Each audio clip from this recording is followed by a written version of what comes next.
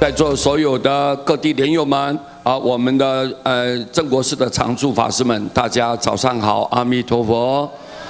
啊，非常开心啊！今天因为接着呢，今天有跟各位大家结法缘之后，明天开始师父又忙了。 又一连串的好多工作要推动，所以啊，我就比较忙。今天利用这个空档，我赶快跟各位大家师父的理念啊，我的想法呢，跟各位大家彼此做一个交流，做一个互动。我相信呢，如果你听了有道理，你就把它好吸收，变成你自己的东西啊，师父非常欢迎的。那个这一首内容是简单，我自己这么学到，一个成功的人。 必须要人人都能容得下你。一个成功的人，你走到哪里，人家都接纳、欢迎你，非常欢迎你、恭敬你、尊重你，你都能容得下你，表示你这个人，各位很有修养，各位很有修养，你的度量很大，各位对不对呀？这个人不计较、不嗔恨，啊，不跟人家对立，不跟别人对立。 所以人人都能容得下你，一个成功的人，你走到哪里，都有贵人。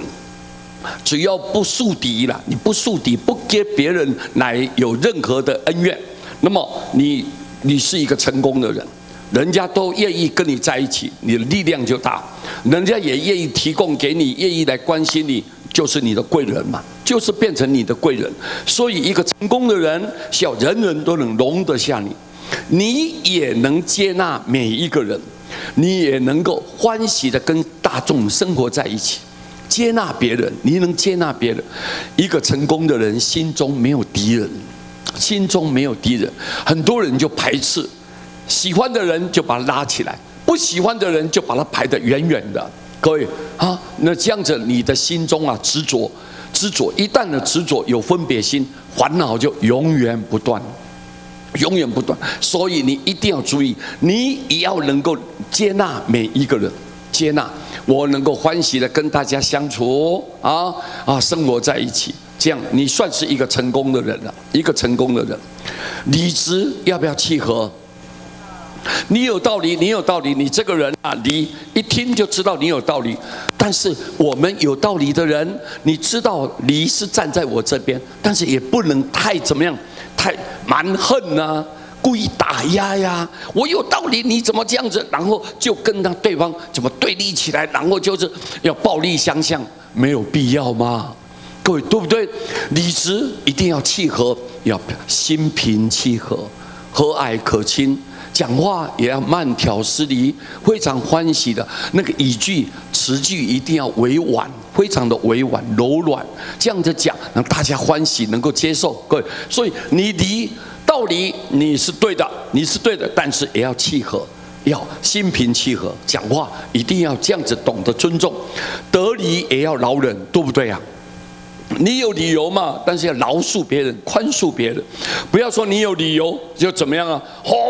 就是哎呀，就是非常的愤怒，非常的那个暴怒啊，暴怒，非常气愤，没有必要啊，各位对不对啊？我们就伤了和气嘛，人与人之间，各位是很短暂的嘛。 生命是很无常的嘛，你今天能够见面，但明天呢，是不是能够见到面？不一定。所以我们好不容易要喜这个姻缘，珍惜这个姻缘。所以得理，你得到你这个理由是你自己本身站得很脚步很稳，很稳。但是你要饶人，如果对方不对了，错了，对方做的行为怪异了，好像不符合大众的期待，但你也原谅他。 饶恕他，给他有弥补的机会，各位对不对啊？所以得理也要饶人，心量大，福报就大呀。我们的心胸要开阔，心胸开，处处为别人着想。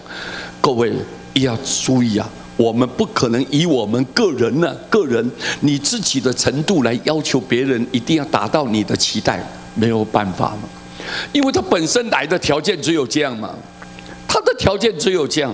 你硬是要求说你要跟我一样，他做不到啊，他学不来啊，他学不来啊。那你觉得你看不起他，你藐视他，这样他永远都跟不上，永远都没有那个机会来向上提升，没有办法。所以我们人一定要度量要大，心量要大，你福报自然就大，福报也大。所以我们欢喜跟大家在一起。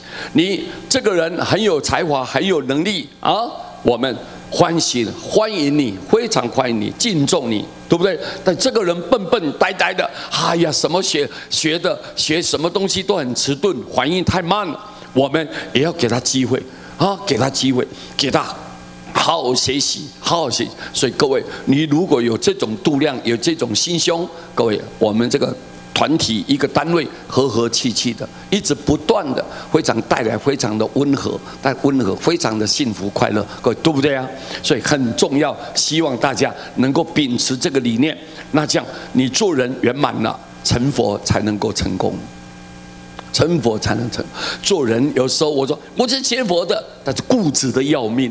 一个学佛的人，然后呢就把自己的理念呢一直硬压住别人，这样压住别人，人家大家都要跟你一样，那这个就痛苦了。所以说，不要把自我，不要把自我的意识摆在地位高高在上，不要这样做。